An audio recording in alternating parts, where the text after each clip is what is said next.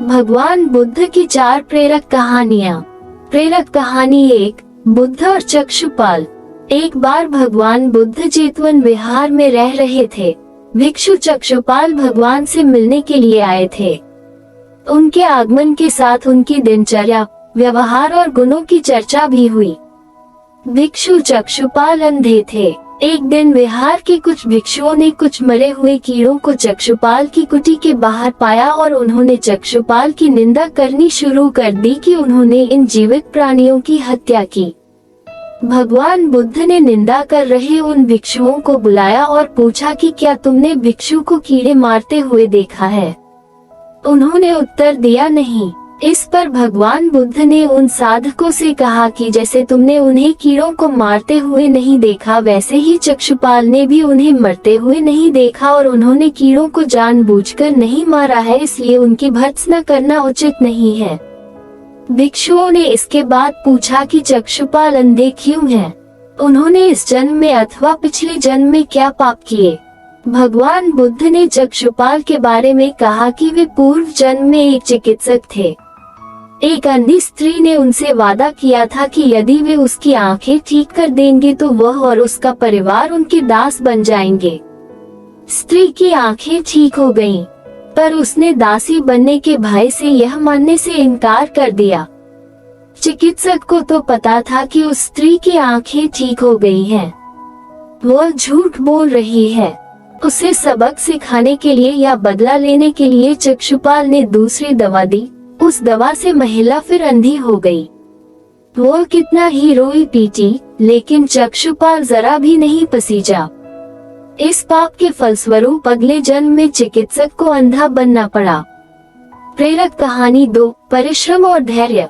एक बार भगवान बुद्ध अपने अनुयायियों के साथ किसी गांव में उपदेश देने जा रहे थे। उस गांव से पूर्वी मार्ग में उन लोगों को जगह जगह बहुत सारे गड्ढे खुदे हुए मिले। बुद्ध के एक शिष्य ने उन गड्ढों को देखकर जिज्ञासा प्रकट की, आखिर इस तरह गड्ढे का खुदे होने का तात्पर्य क्या है? बुद्ध बोले, पानी की तलाश में किसी व्यक्ति ने इतने गड्ढे खोदे हैं।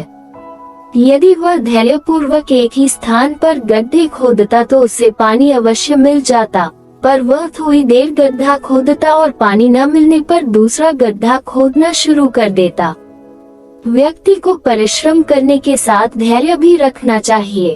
तारांकन तारांकन तारांकन तारांकन तारांकन तारांकन तारांकन। प्रेरक कहानी 3, अमृत की खेती। एक बार भगवान बुद्ध भिक्षा के लिए एक किसान के यहाँ पहुँचे। तथागत को भिक्षा के लिए आया देखकर किसान उपेक्षा से बोला, श्रमण में हल जोतता हूँ और तब खाता हूँ। तुम्हें भी हल जोतना और बीज बोना चाहिए और तब खाना खाना चाहिए। बुद्ध ने कहा, महाराज, मैं भी खेती ही करता हूँ।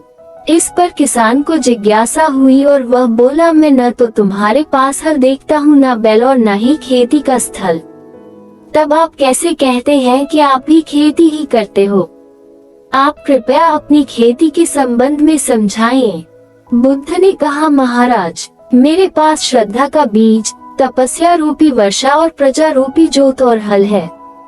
पाप भीरुता का दंड है, विचार रूपी रस्सी है, स्मृति और जागरूकता रूपी हल की फाल और पेनी है। मैं वचन और कर्म में संयत रहता हूँ। मैं अपनी इस खेती को बेकार घास से मुक्त रखता हूँ और आनंद की फसल काट लेने तक प्रयत्नशील रहने वाला हूँ। अप्रमाद मेरा बैल है जो बाधाएं देखकर भी पीछे मुंह नहीं मोड़ता है। वो मुझे सीधा शांति धाम तक ले जाता है। इस प्रकार मैं अमृत की खेती करता हूँ। प्रेरक कहानी 4, दान की महिमा। भगवान बुद्ध का जब पाटलिपुत्र में शुभागमन हुआ तो हर व्यक्ति अपनी अपनी सांपत्तिक स्थिति के अनुसार उन्हें उपहार देने की योजना बनाने लगा। राजा बिंबिसार ने भी कीमती हीरे, मोती और रत्न उन्हें पेश किए। बुद्धदेव ने सबको एक हाथ से सहर्ष स्वीकार किया। इसके बाद मंत्रियों, सेठों, साहूकारों ने अपने अपने उपहार उन्हें अर्पित किए और बुद्धदेव ने उन सबको एक हाथ से स्वीकार कर लिया। इतने में एक बुढ़िया लाठी टेकते वहां आई। बुद्धदेव को प्रणाम कर वह बोली, जिस समय आपके आने का समाचार मुझे मिला उस समय मैं यह अनार खा रही थी। मेरे पास कोई दूसरी चीज न होने के कारण मैं इस अथाह फल को ही ले आई हूँ। यदि आप मेरी इस तुच्छ भेंट स्वीकार करें तो मैं अहोभाग्य समझूंगी। भगवान बुद्ध ने दोनों हाथ सामने कर वो फल ग्रहण किया।